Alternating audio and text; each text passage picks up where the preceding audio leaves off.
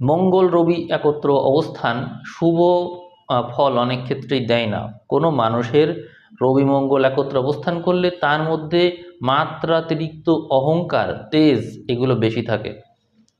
তো আপনারা দেখতে পাবেন চারিদিকে অগ্নিকাণ্ড, বিদ্যুৎ থেকে বিদ্যুৎ স্পৃষ্ট হয়ে মারা যাওয়া, তারপরে কোথাও যদি বৃষ্টিপাত হয়, বজ্রপাত হয়, সেখান থেকে মানুষের মৃত্যু। মোট কথা আগুন, গোলা বারুদ, অস্ত্রপাতি, বিস্ফোরণ, এরকম নানান বিষয় থাকবে যেখান থেকে মানুষের বা প্রাণীকুলের মৃত্যুর মাত্রা অনেক বাড়বে।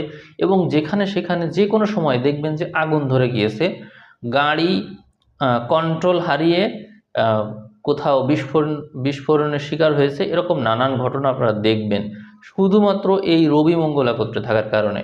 আর এর শিকার হবে কে? এর শিকার হবে কে? এর শিকার হবে হচ্ছে শুক্র।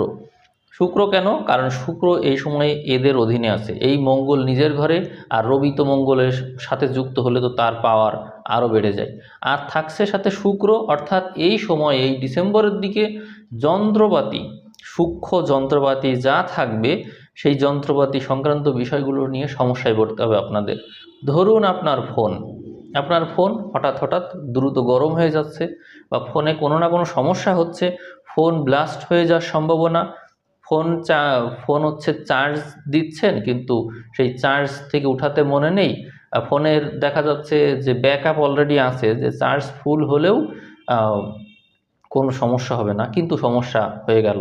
এরকম নানান অসুবিধা আমরা ফেস করব। আর এই ফেস করার মূল কারণ কি? রবি মঙ্গল।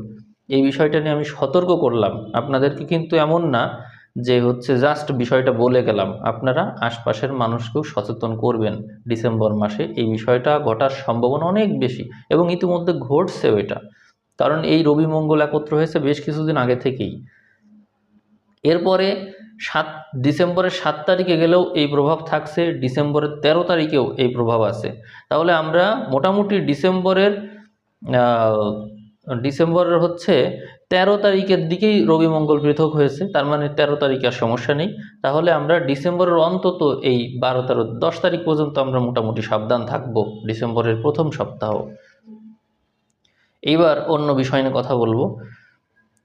আপনার দ্বাদশ ঘরে রাহু আছে, তাহলে এই রাহুর অবস্থানজনিত কারণে আপনার মধ্যে ভ্রমণের যে পসিবিলিটি, এটা দেখা যাবে। কারণ এখানে আপনার মূল নক্ষত্রের অধিপতি বুধের মধ্যে থাকে চঞ্চলতা। এই বুধ মাসের একেবারে শুরুর দিনে